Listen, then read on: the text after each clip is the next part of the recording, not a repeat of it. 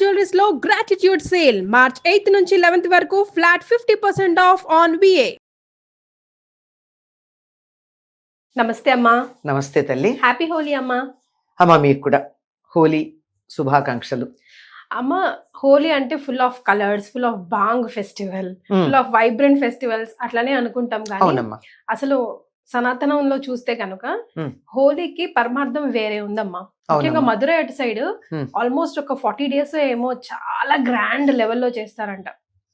అవన్నీ విశేషాలు ఈ రోజు తెలుసుకుందాం. అసలు మీరు ఇందాక ఆధ్యాత్మికంగా ఒక మాట అన్నారు కదా, అసలు దీనికి పేరేమిటి? హోలీ అంటున్నాం గాని మనం దీని పేరు హోలీ. ముందు రోజు ఏం చేస్తారు ఇవాళ రంగులు వేసుకోవడానికి ముందు? ఇప్పుడు కాముని కాలుస్తాం. కామదహనం. కామదహనం అది కదా ప్రాధాన్యం. కామదహనం అయ్యాక వచ్చేటటువంటి ఉత్సవం హోలీ. హోలీ ఫాల్గుణ పూర్ణిమ మనం కామదహనం అయ్యాక చేసుకునే ఉత్సవం.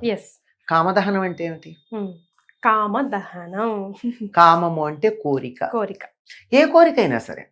ఇప్పుడు మనకి లోకంలో ఒక దురభిప్రాయం ఉంది, కామం అనగానే స్త్రీ పురుష సంబంధమైన ఆకర్షణలకు సంబంధించింది అని. అదే కాదు, నాకు ఇప్పుడు ఐస్ క్రీమ్ తినాలనిపిస్తే అది కామమే, మంచి చీర కట్టుకోవాలనిపిస్తే కామమే, సినిమా చూడాలనిపిస్తే కామమే. డెస్పిరేషన్ లాగా కాదు, వాంటింగ్నెస్, కోరిక. ఏ కోరికైనా సరే. ఇటువంటి కోరికలు ఏమైనా ఉంటే వాటన్నింటినీ వదిలేసాయి. అప్పుడు ఏమవుతుంది, ఈ కోరికల్లో మనకి హానికరమైనవన్నీ తగలబడిపోయి మనకు అవసరమైనటువంటి ఉంటాయి. కోరిక లేకుండా చెప్తాను, తేడా ఉందమ్మా. నీడ్స్ అండ్ వాంట్స్ అని ఉన్నాయి ఇంగ్లీష్ లో. నీడ్ అంటే ఏమిటి? అవసరం. వాంట్ అంటే కోరిక. రెండిటికి తేడా ఉందా? ఆకలేస్తే అన్నం తినడం నీడ్, ఫలానా అన్నం తింటాను అనుకోవడం కోరిక. మనిషి బతకడానికి అవసరాలు తీరితే చాలు, కోరికలు మనని అనవసరంగా లేనిపోని ఇబ్బందులకు గురి చేస్తాయి. మనిషి కోరిక లేకుండా ఎట్లా? ఇప్పుడే అడిగావు, కోరిక లేకపోతే ఎట్లా అని. కోరికలు ధర్మబద్ధమైన ఉండడంలో తప్పులేదు. నాకు ఆకలేసినప్పుడు అన్నం దొరకాలి అనుకోవడం తప్పులేదు. నేను ఉండడానికి మంచి మళ్ళీ అండర్లైన్ చేసుకోండి, మంచి ఇల్లు ఉండాలి అనుకోవడంలో తప్పులేదు. నా జీవితంలో సుఖం ఉండాలి అనుకోవడంలో తప్పులేదు. కానీ నేను కష్టపడకుండానే నాకు పంచపక్ష పరమాన్నాలు రావాలి, నేను ఏమాత్రం శ్రమ పడకుండానే బంగ్లాలో ఉండాలి, ఈ రోజుల్లో విల్లా అంటారేమో, ఉండాలి, అది కూడా గేటెడ్ కమ్యూనిటీలో విల్లాలో ఉండాలి, నేను ఏమాత్రం కష్టపడకుండానే నాకు అత్యున్నతమైనటువంటి పదవి రావాలి, ఇది అత్యాశలు. ఇట్లాంటివి లేకుండా నేను ఎంత ప్రయత్నం చేశానో అంత నాకు తీరాలి అని కోరుకోవడంలో తప్పులేదు.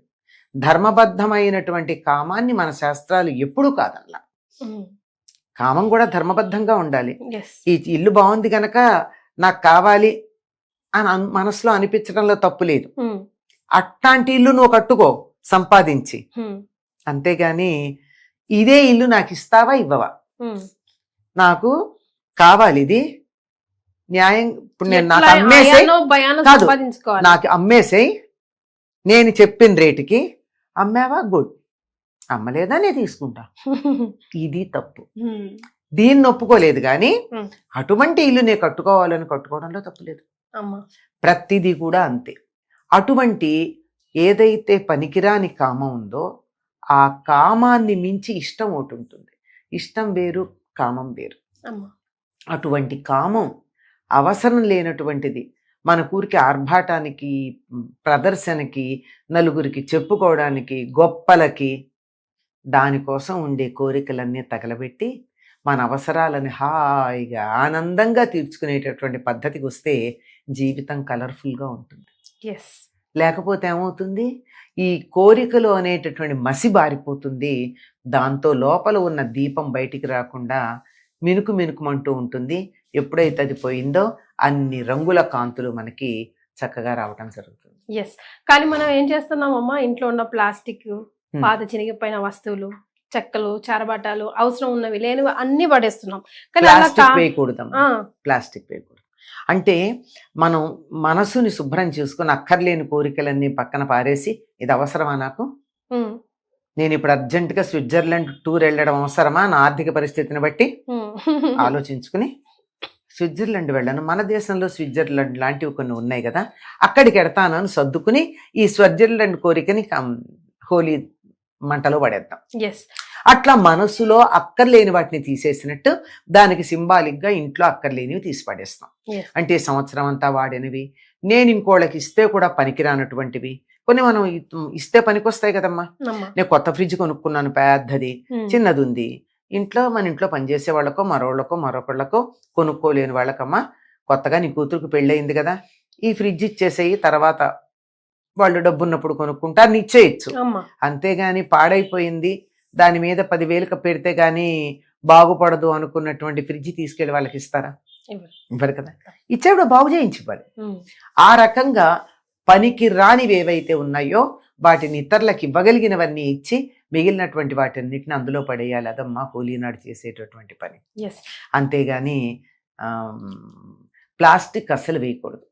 అమ్మ ఒక రకంగా ఆలోచిస్తే సామూహికంగా చేసే ఒక యజ్ఞం లాంటిదే కదమ్మా, చాలా పవిత్రంగా కూడా చూడాలి. ఎందుకంటున్నానంటే తాగేసి దాని చుట్టూ ఆడేసి రకరకాలు చేస్తూ ఉంటారు కదా, చాలా తప్పమ్మా, అట్లా చేయకూడదు.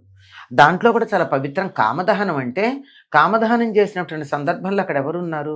కాముడు అంటే మన్మధుడు. శివుడు మన్మధుడిని దహించినటువంటి రోజు అది. శివుడు మన్మధుడిని దహించేసిన తర్వాత ఏం జరిగిందమ్మా? పార్వతిని పెళ్లి చేసుకున్నాడు. అంటే ఏమిటి? భౌతికమైనటువంటి రూపరేఖల్ని చూసి ఇష్టపడడం కాక ప్రేమ అన్నదానికి కామం అడ్డు రాకూడదు, అప్పుడే దాంపత్యం బాగుంటుంది.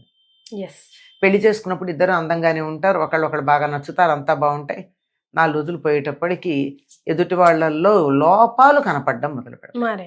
ఉన్నా లేకపోయినా, ఉంటే ఉండొచ్చు లేకపోవచ్చు కూడా, లేదా ఏదో కారణంగా అవకరాలు వస్తాయి.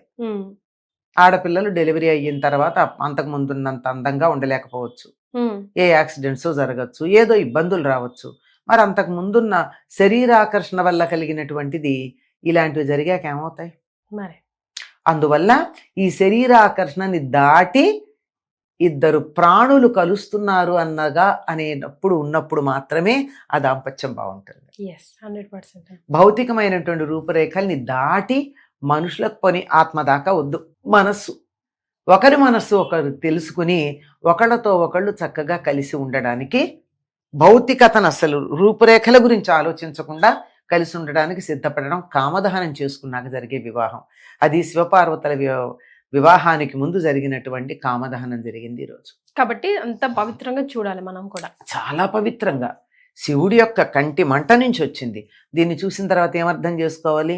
లేనిపోని హావభావ విలాసాలతో ఆడపిల్లలు మగపిల్లలు ఒకళ్ళనొకళ్ళు రెచ్చగొట్టుకోకుండా ఉంటేనే దాంపత్యం బాగుంటుందన్న సంగతి గుర్తుపెట్టుకోవడానికి హోలీ చాలా కామదహనం గొప్ప సంకేతం. హోలికా స్టోరీ ఒక్కసారి గుర్తు చేసుకుందామా అమ్మ? హోలిక అనే రాక్షసు ఒకటి ఉండేదట. అది చిన్నపిల్లని పట్టుకుని తింటూ పోతూ ఉండేదట. దాంతో రాజుగారు చిన్న ఏర్పాటు చేశారు. ఎంతమందిని పట్టుకెడుతుందో ఏమిటో తెలియక రోజుకు ఒకళ్ళని ఇస్తానని చెప్పాట. మిగతా పిల్లలు కాస్త జాగ్రత్తగా సిస్టమేటిక్ గా ఉంటుంది, సావడం కూడా గుడ్డిలో మెల్లనుకున్నాడేమో. అయితే మరి ఆయన దాన్ని అదుపులో పెట్టలేకపోయాడు. మరి ఒకసారి ముసలమ్మ వంతు వచ్చిందిట. ఆవిడ అడవిలోకి వెళ్ళి ఒక ఋషిని అడిగిందిట, నా వంతు వచ్చింది, నా మనవణ్ణి పంపించే వంతు, దాన్ని రక్షించే పద్ధతి ఏమన్నా ఉందా నా మనవణ్ణి అంటే, నీ మనవణ్ణే కాదు అందరినీ నేను రక్షించే మార్గం ఉంది, ఎవరూ నన్ను అడగలేదు, నేను చెప్పలేదు ఇంతవరకు. ఆ హోలిక ఎవరన్నా తిడితే తట్టుకోలేదు. అంచేత ఊళ్ళో వాళ్ళంతా తిట్టండి, అది చచ్చిపోతుంది ఆ తిట్లకి, అప్పుడు మీరు సుఖపడతారు అని చెప్పట. సింపుల్. అందుకని ఈవిడ వచ్చింది, ఊళ్ళో అందరినీ పిలిచింది, ఎవరికి చేతైనట్టు వాళ్ళు బ్రహ్మాండంగా, మన కొంతమంది రాజకీయ నాయకులు ఉన్నారు కదా, అట్లాంటి వాళ్ళందరినీ తీసుకుని వెళ్ళి బ్రహ్మాండంగా మీ కోరిక తీరా ఇక్కడ తిట్టుకోండి అని చెప్పారు. దాంతో ఒక్కొక్క తిట్టు కదా అలా అలా అలా అలా కూలిపోయిందట. మొత్తానికి అందరూ తిట్లు అయ్యేటప్పటికి అది పడిపోతే దాన్ని తగలబెట్టారు. మళ్ళీ అది అక్కడి నుంచి లేచి రాకుండా అని చెప్పి అందరూ, పిల్లలు ఏం చేస్తారమ్మా, పిల్లలకి ఏదైనా సంతోషం కలిగితే కేఘా అని అరుస్తూ ఉంటారు. అలా కేకలేసుకుని చేతిలో ఉన్నవన్నీ ఒకళ్ళ మీద ఒకళ్ళు విసురుకుంటూ ఆనందంగా ఉన్నారు.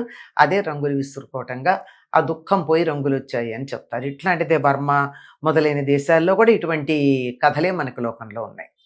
వాళ్ళు 3 రోజులు చేసుకుంటారు. ఓ మధురైలో 40 days ఆల్మోస్ట్, ఇక్కడేమో అది మనకి సెలబ్రేషన్. మధురైలో అసలు ఇలాంటి పెద్దగా ఏముండవు. అక్కడ ఎంతసేపు ఆనందంగా అందరూ కూడా రాధాకృష్ణులుగానే భావన చేసుకుని తిరుగుతూ ఉంటారు. అసలు మీరు రాధ కాదు అని ఎవరిని గురించి అనుకోలేం. మరి ఆడపిల్లలందరూ రాధల్లాగానే, మగపిల్లలందరూ కృష్ణులు లాగానే వాళ్ళు తయారైపోయి అసలు ఎంత ఉత్సాహంగా ఉంటారో. ఎప్పుడన్నా వెడితే అసలు మధుర చూడాల్సింది హోలీ సందర్భంలోనే వెళ్ళి చూస్తేనే చాలా బాగుంటుంది. అంత అద్భుతంగా ఉంటుంది అనమాట. మనం అంతా బృందావనంలోనే ఉన్నాం అనిపిస్తుంది మధుర అంతా. అంత బాగుంటుంది.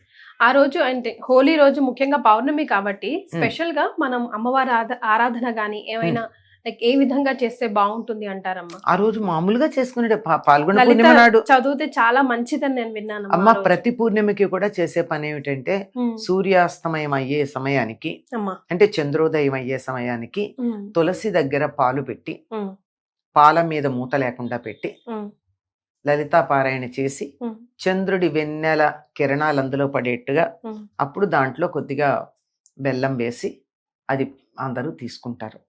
కొంతమంది దాన్ని అక్కడే చిన్న కుంపట్ లాంటిది పెట్టి దాంట్లోనే కొంచెం బియ్యం వేసి మొత్తం అంతా పరమాన్నంలాగా తయారు చేసేట్టు కూడా చేస్తారు. ఏది చేసినా అది అమ్మవారికి ఆవిడ శరత్చంద్ర నిభానన అని చెప్తారు కదా. అంతేకాకుండా ఆవిడ 16 కళలతో పూర్తిగా ఉంటుందని, అందువల్ల పూర్ణిమ నాడు అమ్మవారిని ఆరాధించటం, అందులో చంద్రోదయ సమయానికి ఆరాధించటం మరీ ప్రధానంగా చెప్తారు.